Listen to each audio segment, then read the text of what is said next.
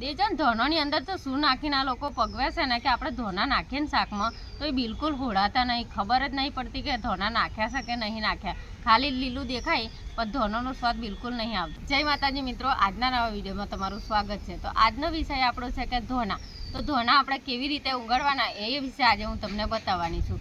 ધોના મિત્રો જોનો છો ને કે આપણે બજારમાં ધોના લેવા જઈએ ને તો ધોના તો આપણને મળતાય નહીં, તો આપણે કુદરતી રીતે ઘેર ધોના કેવી રીતે ઉગાડવાના એનો આજે આપણે બેસ્ટ ઉપાય તમને બતાવવાના છીએ।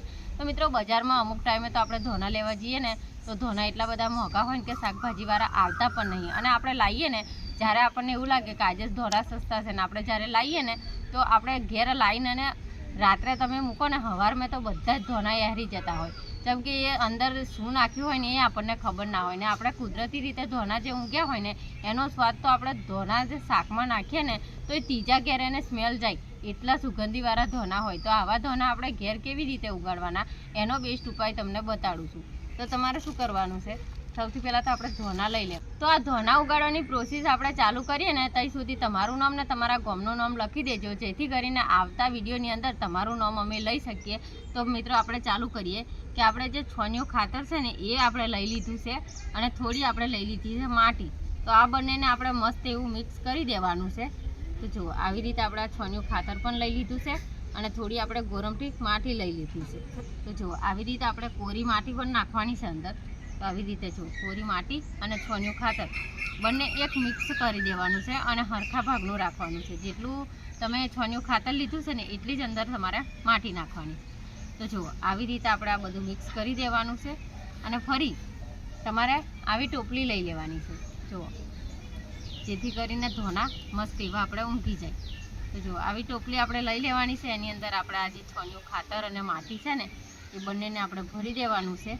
અને પછી એક વાતનું તમારે ખાસ ધ્યાન રાખવાનું છે કે આપણે આ ધોના આપણે છે ને આખા નહીં નાખવાના, એને આપણે શું કરવાનું છે કે આવી રીતે આપણે એક પાટલી અને આપણે લઈ લીધું છે મસ્ત એવું દૂધ, એની મદદથી આપણે થોડા બે ફાળ થાય ને એવા કરી દેવાના છે। જુઓ આવી રીતે આપણે ધોનાને બે ફાળમાં ભાગ કરી દેવાનો છે।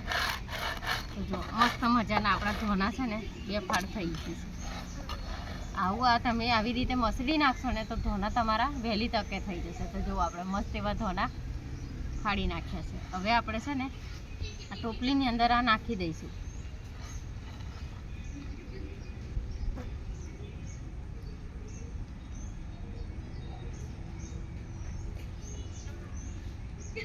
તો આવી રીત છે ને આપણે બધા ધોના અંદર નાખી દેવાના છે અને આપણે જેટલા ટોપલીમાં હમાય ને એટલા જ ધોના આપણે નાખવાના છે, વધારે પડતા નહીં નાખવાના, નહીં તો જ્યારે ધોના ઉગશે ને અને વધારે પછી થઈ જશે ને તો શું થશે કે એહરી જશે। એટલે આપણે છે ને માપના જ ધોના નાખવાના છે, જેથી કરી અને આપણે ધોનાની સાઈઝ છે ને મોટી મોટી થાય। તો આવી રીતે આપણે છે ને ઉપરથી પાછું જે આ છોનિયું ખાતર ને માટી મિક્સ કરી રાખી છે ને એને પણ આપણે દબાઈ દેવાની છે અને પછી થોડુંક એવું આપણે પાણી પાડવાનું છે, વધારે પાણી નહીં પાડવાનું, જેથી કરીને આપણા ધોના મસ્ત એવા ઊંઘી જાય। તો આવી રીતે તમે આવી રીતે ધોના વાવશો ને તો માત્ર થોડાક જ દિવસમાં 10 જ દિવસની અંદર તમારે ધોના છે ને શાકમાં નાખવા જેવા થઈ જશે। તો આપણે આ છે ને આ રીતે આપણે મૂકી દેવાના છે અને 10 દિવસમાં ધોના કેવા ઊંઘે છે ને એવું તમને આ વિડીયોની અંદર જ બતાવીશ।